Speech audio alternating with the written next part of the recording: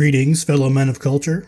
As always, I'm broadcasting live from the peak of Thundercock Mountain. The gaming industry as a whole has had an infamous string of high-profile failures recently, like when I finally attempted to decalcify my supple butthole, but accidentally ended up doing a reverse cavity search. The exact same group of gaming journalists all gather around to defend these games. Even if it's obvious that it's going to flop, they're too busy huffing their own farts and sucking their own beautiful female penises to take a step back and observe reality.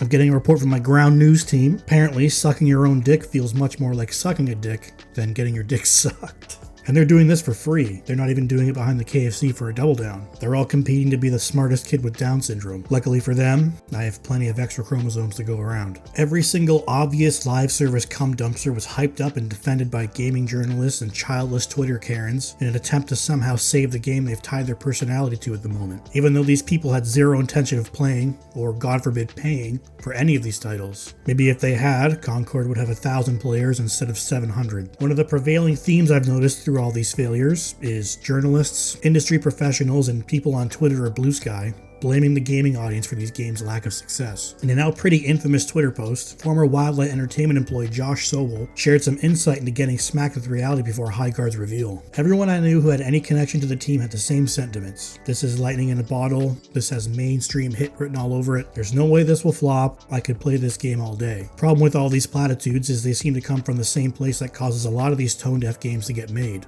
Toxic positivity. None of the people who said all these nice things had the heavy balls to tell the dev team what they needed to hear, or at least were out of touch with the wider gaming audience and genuinely thought Highguard was good. Regardless, the trailer was shown to the world as the showstopper of the Game Awards, a coveted spot usually reserved for huge reveals and trailers, given to Wildlight free of charge by Jeffrey Keighley. Welcome to Highguard.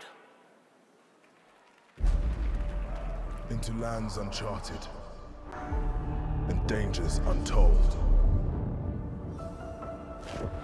The trailer squirted into everyone's eyes and the reaction was overwhelmingly negative, something Wildlight apparently didn't consider a possibility. Within minutes it was decided. This game was dead on arrival and creators now had free Ragebait content for a month.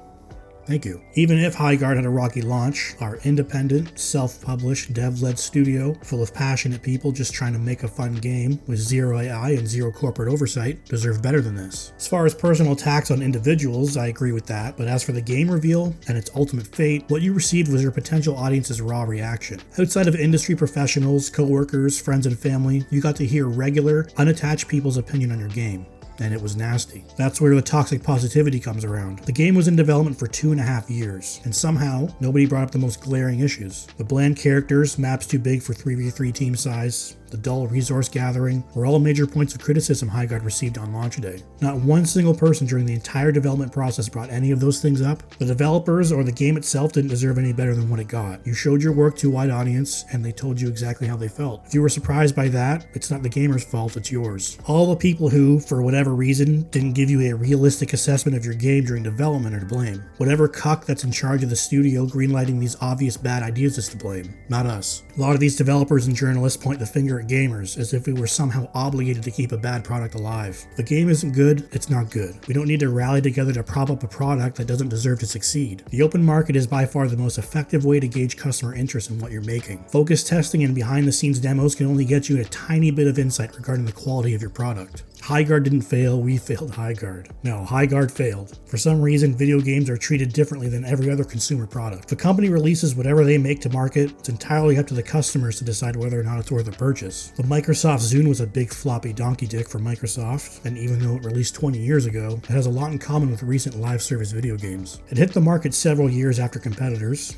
and failed to offer any significant reason for people to buy it. Sounds a lot like hero shooters and the current extraction shooter craze. I had a Zune, and I put it in my ass. Microsoft didn't come out and snidely wag their fingers at the public because they didn't buy a Zune even though they worked really hard on it and really wanted you to buy one. They put a product out and it failed. Video games are treated completely different. If a game comes out that's an obvious disaster, developers and fans expect you to just shut up, as if we're not allowed to voice our displeasure. Online gaming culture as a whole is just really rotted and gross. It's mostly influenced by incel freaks. I'm not an incel because I talk negatively about a bad product being shown to me. I'm an incel because I hate women.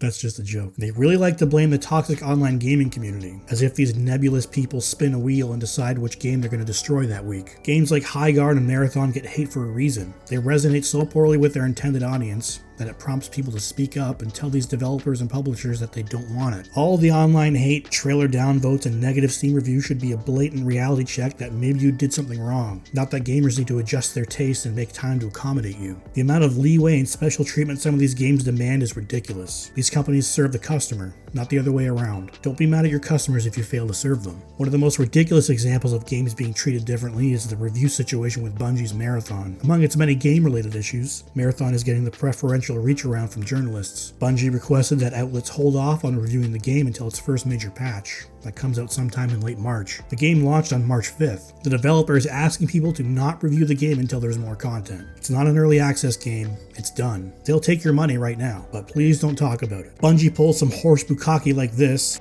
and people like this Blizzard developer have the nerve to smugly stick their nose up at gamers and tell them that citing the falling player numbers is unemployed, maidenless behavior. First of all, it takes 30 seconds to pull up Steam charts, take a screenshot, and post it to Twitter. I can do that while I'm making brown on my very human toilet. We just need to sit on it, then activate the switch.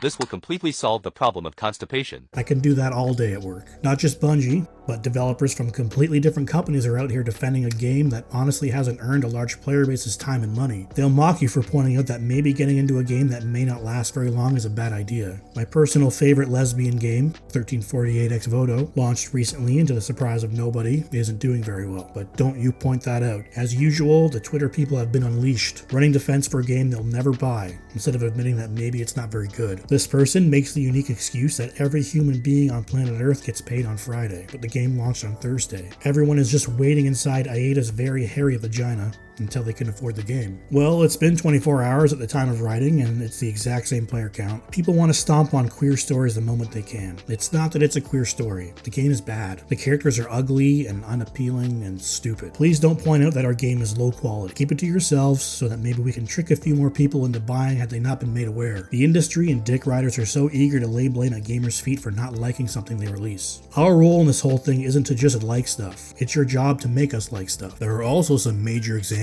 of this same customer backlash resulting in a greatly improved game, the biggest being No Man's Sky, another Sony-backed title. Everyone probably remembers the hype train going completely off the rails with this game. It was first revealed at the VGX Awards in 2016 and greatly overpromised on its features and scope. Sony pushed the game hard.